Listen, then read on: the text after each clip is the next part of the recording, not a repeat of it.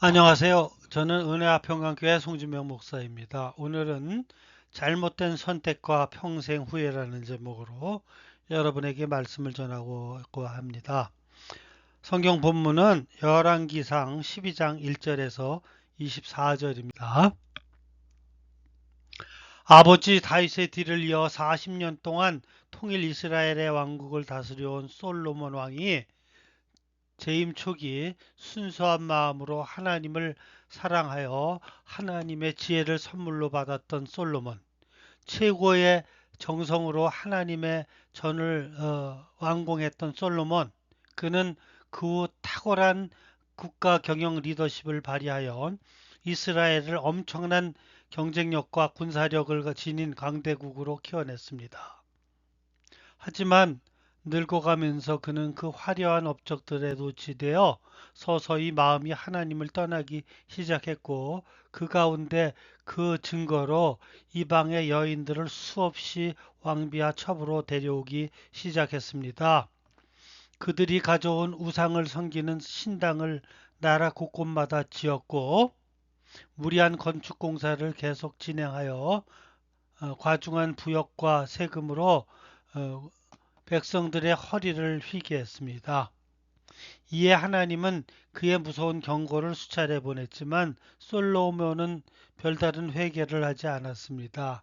그러자 하나님은 이스라엘 왕 솔로몬을 괴롭히는 적들을 사방에서 일어나게 하셨고, 이스라엘 왕국이 솔로몬 다음 때에 갈라질 것을 예언하셨습니다. 오늘 본문은 솔로몬의 후계자인 젊은 아들 르호보암이 한순간의 어리석은 판단으로 나라가 둘로 나뉘는 참으로 안타까운 사건을 다루고 있습니다.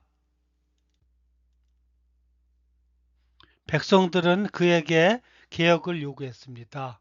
솔로몬에 이어 르호보암이 왕위에 오르자 이스라엘은 솔로몬의 강력한 통치하에서 잠재되어 있던 여러 가지 문제들과 지파 간의 갈등이 표면화되었습니다. 이것은 오늘 본문 1절에 르호보암이 세겜으로 갔으니 라고 이야기하듯이 솔로몬의 후계자 르호보암이 왕권을 인정받기 위해 세겜에 갔다는 사실에서 드러납니다. 여기서 2, 3절에 보니까 주목할 것은 솔로몬 때의 왕 때의 반역의 주모자로 애굽으로 도망갔던 여로보암이 귀환했습니다. 북쪽 열 지파의 지도자들이 여로보암을 불러 자신들의 대표로 세웠습니다. 여로보암이 이끄는 백성들의 대표가 세겜에서 르호보암에게 요구한 조건은 간단했습니다. 4절에 보니까 그들은 왕의 부처니 우리의 멍에를 무겁게 하여 쓰나 왕은 이제 왕의 부친이 우리에게 시킨 고역과 매우 무거운 멍에를 가볍게 하소서. 그리하면 우리가 왕을 섬기겠나이다 라고 요구했습니다. 그래서 그는 3일의 말미를 달라고 이야기했습니다. 이런 중대한 문제에 대해서 그 자리에서 대답하지 않고 여러 사람들의 조언을 듣고 생각할 여유를 갖기 위해 답변을 연기한 것은 아주 지혜로운 결정이었습니다. 중요한 일은 기도해보고 지혜로운 자들의 의견을 구해보고 결정해야 합니다. 경솔하게 감정적으로 반응해서는 안 됩니다. 르호보암은 일단 3일에 생각할 시간을 번 르호보암은 전혀 다른 그룹의 사람들에게 의견을 구합니다. 첫 번째는 아버지 솔로몬 시절부터 있었던 원로들이었습니다. 원로들은 르호보암에게 백성을 헤아리십시오 이렇게 얘기합니다. 원로들은 7절에 보면 왕에게 왕이 만일 오늘날 이 백성들의 종이 되어 저희를 섬기고 좋은 말로 대답하여 이르시면 저희가 영영이 왕의 종이 되리이다 라고 조언했습니다. 참으로 기막힌 조언입니다. 조언을 귀담아 들어야 합니다. 하지만 아무리 명약이라도 먹지 않으면 소용이 없습니다. 르호보암은 이 현명한 원로의 조언을 귀담아 듣지 않았습니다. 두 번째로 르호보암은 젊은 참모들에게 의견을 묻습니다. 원로들의 의견을 경청한 르호보암은 그 다음에 자신과 함께 성장해온 젊은 참모들에게 의견을 묻습니다. 젊은 참모들은 왕의 허영심과 교만을 부추깁니다. 10절, 11절을 보면 이들은 왕에게 이렇게 조언합니다. 나의 새끼손가락이 내 부친의 허리보다 굵으니 이 말은 르호보암이 아버지 솔로몬 왕보다 훨씬 더 강하다는 의미의 아첨입니다. 소년들은 또 조언도 했습니다. 11절에 보면 내 부친은 채찍으로 너희를 징치했으나 나는 전갈로 너희를 징치하리리 이렇게 얘기하소서 하고 조언합니다. 전갈은 동물의 피를 빨아먹는 생각만 해도 끔찍한 존재입니다. 솔로몬 때에 채찍이 이미 가혹하여 백성들의 피를 흘리게 했는데 이제는 그 피까지 빨아먹는 정갈같이 잔혹한 통치를 하겠다니 백성들이 기가 찰 수밖에 없습니다. 우리가 이런 말을 들어도 우라가 치밀어 자리를 박차고 일어날 것입니다. 르호보암은 자신도 백성의 불만에 3일이라는 시간을 두고 원로들과 젊은 신하들의 의견을 다 경청하는 신중함을 보였습니다. 그러나 정작 중요한 판단은 어리석게 했습니다. 지식을 축적하는 문제가 아니라 그 지식과 정보를 정확하게 분석하여 올바른 결정을 내리는 게 중요합니다. 마지막 결정은 결국 리더 자신이 하는 것입니다. 그는 원로들의 의견이 마음에 들지 않았습니다. 사람들은 자기가 듣고 싶은 것만 듣게 되어 있습니다. 르호보암은 너무나 어리석은 결정을 했습니다. 그러나 이 모든 것 뒤에는 하나님의 섭리가 있었습니다.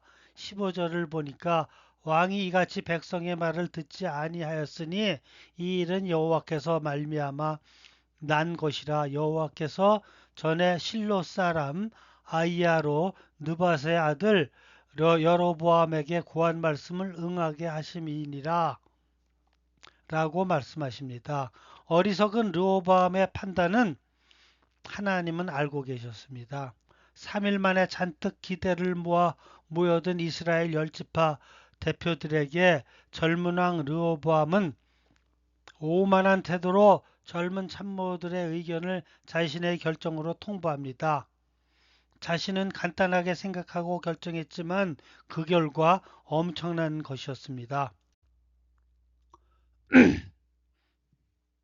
그래서 반역이 일어나고 나라가 분리됩니다. 르호보암의 독설을 들은 백성들의 대표들은 자리를 박차고 일어나 왕과 결별을 선언했습니다. 16절에 보니까 대답하여 가로되 우리가 다와 무슨 상관이 있느뇨? 이새의 아들에게서 업이 없도다. 이스라엘아 너희의 장막으로 돌아가라. 다윗이여 이제 너는 내 집이나 돌아보라 하고 이스라엘이 그 장막으로 돌아가니라고 이야기합니다. 못된 자식은 집안 전체를 욕먹게 한다더니 어리석은 르호보암으로 인해 다윗과 그 아버지 이새까지 거명되고 욕을 먹습니다. 그래서 북쪽 열지파는 이스라엘 왕을 세웁니다. 북쪽 열지파의 단호하고 거센 반발에 르호보암은 깜짝 놀랐습니다. 그래서 부하 아도니람을 보내 수습해 보려 했지만 순식간에 폭도로 변한 백성들은 돌로 아도니람을 쳐 죽이고 르호보암까지 죽이려고 몰려들었습니다. 르호보암은 구사일생으로 간단히 탈출하여 예루살렘으로 도망쳤습니다. 선한 백성들이라도 우매하고 잔혹한 지도자를 만나면은 이렇게 사나워집니다. 백성은 사랑으로 다스려야 합니다. 르호보암이 도망가자 이스라엘 열지파들은 여로보암을 왕으로 세워 새로운 왕국 이스라엘을 출범시킵니다. 다윗과 솔로몬으로 합쳐 80년 동안 피땀을 흘려 이룩한 통일 이스라엘 왕국은 르호보암이 3일 만에 내린 어리석은 결정으로 순식간에 두 동강이 났습니다. 어리석은 지도자의 잘못된 결정은 이렇게 크나큰 파장을 가져옵니다. 21절에 보면 르호보암은 아직도 정신을 못 차리고 유다와 베냐민 족속의 연합군 18만 병력으로 반역한 열지파를 상대로 동족 상잔의 전쟁을 치르겠다고 나섭니다. 그러나 그것은 하나님의 뜻이 아니었습니다. 하나님의 사람 스미야는 하나님의 메시지를 전합니다. 싸우지 말고 집으로 돌아가라. 이 모든 일은 다 하나님의 섭리 안에서 하나님이 허락하셔서 이루어진 것이니 싸워도 소용이 없다. 결국 르호보암과 그 추종자들은 이 말에 다 맥이 빠져서 전쟁을 포기합니다. 젊은 지도자 르호보암은 어리석게도 아버지가 백성들에게 지었던 명예를 더 무겁게 하여 백성들을 억압하려 들다가 나라가 두 동강이 나게 하는 끔찍한 결과를 초래했습니다.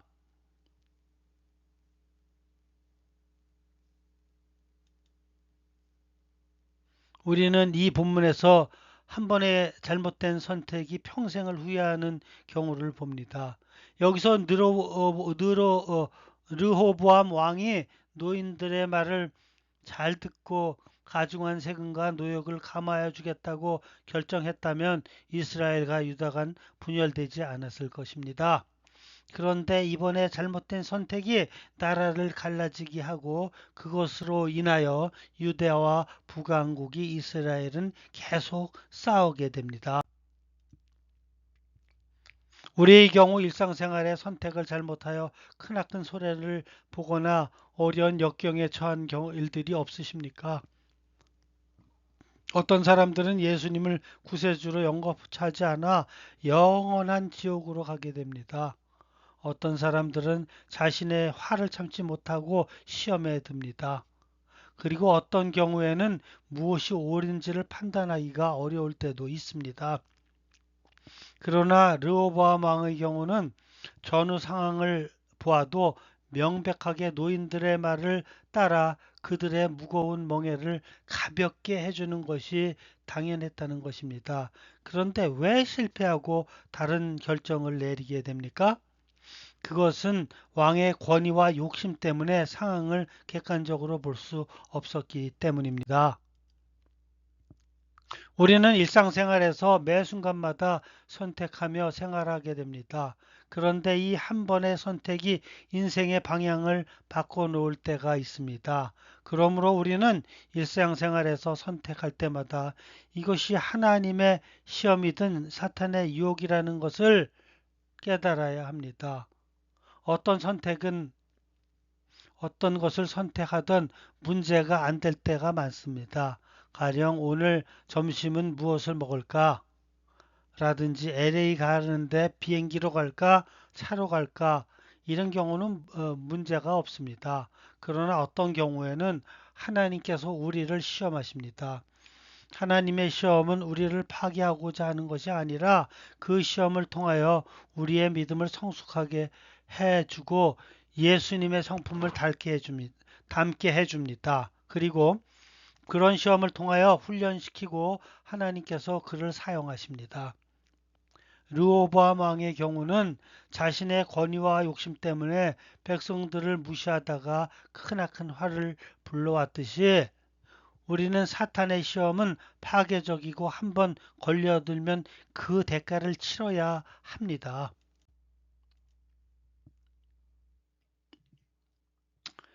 이와 같은 사탄의 유혹은 네 단계로 이루어집니다. 첫 번째 단계는 사탄은 우리 안에서 욕구를 일으킵니다.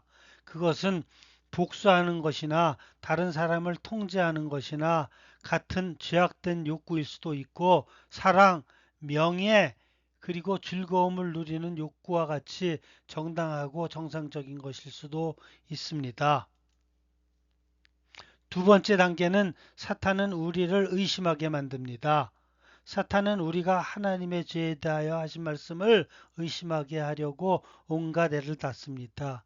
창세기 3장 4절에 보면 뱀이 여자에게 이르되 너희가 결코 죽지 아니하리라 이렇게 의심하게 만듭니다.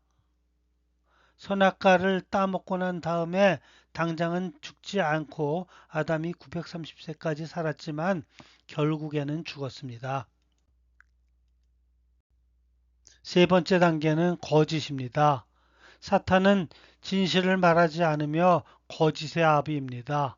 창세기 3장 5절에 보면 너희가 그것을 먹는 날에는 너희 눈이 밝아 하나님과 같이 되어 선악을 알 줄을 하나님이 아심이라 이렇게 속삭입니다. 죽지 않는다고 속였고 하나님같이 된다고 속였습니다. 그러나 우리는 죽고 하나님같이 되지 않습니다. 마지막 단계는 순종을 불순종을 유도한다는 것입니다. 그래서 결국은 하나님의 말씀에 불순종하게 만듭니다. 그러면 이러한 시험을 이기기 위해서는 어떻게 해야 합니까? 타락된 세상에 사는 우리에게 이러한 유혹은 당연히 오게 돼 있습니다. 시험을 받는 것은 죄가 아닙니다. 예수님도 시험을 받았지만 죄를 짓지 않으셨습니다. 이것은 선택의 문제입니다.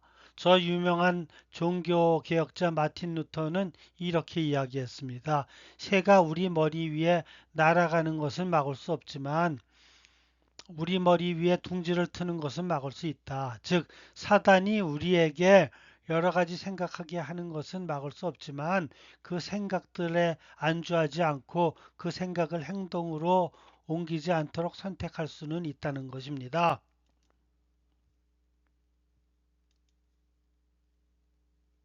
사실 우리가 하나님과 더 가까워질수록 사탄은 우리를 더 유혹합니다. 사탄은 우리의 약점을 잘 알고 있기 때문에 우리는 그것을 깨닫고 있어야 합니다. 베드로전서 5장 8절에서 이렇게 경고합니다. 깨어 있으라 너희 대적 마귀가 우는 사자같이 두루다니며 삼킬 자를 찾나니 라고 말씀하십니다. 첫 번째 영적으로 깨어 있어야 합니다. 늘 기도하며 말씀을 묵상하면 영적으로 깨어 있어야 합니다. 그래서 상황에서 잘 대처해야 합니다. 그런데 우리는 알면서도 영적인 눈으로 상황을 파악하지 못합니다. 그래서 화가 나든지 아니면 우리 자신이 교만하여져서 자신의 감정대로 판단하고 결정할 때가 너무나 많습니다. 두 번째, 그리고 하나님께 도움을 요청해야 합니다. 천국에는 24시간 응급전화가 설치되어 있습니다. 하나님은 우리가 시험을 이기기 위해 도움을 요청할 것을 기다리고 있습니다. 그런데 대부분의 믿는 사람들이 하나님께 요청하지 않습니다. 하나님께 기도로 아뢰기는커녕 자신이 해결하려고 합니다.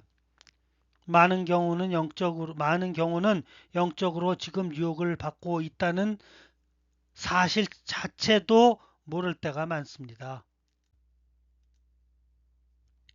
왜 르호보암이나 우리가 사탄의 유혹에 넘어집니까? 그것은 우리가 영적으로 무장이 되어 있지 않기 때문입니다. 영적 생활에서 실패하는 경우들을 보면 아내가 집에서 바가지 긁을 때 남편들은 그 말에 화를 내거나 대꾸하다가 서로 싸우는 경우가 있습니다.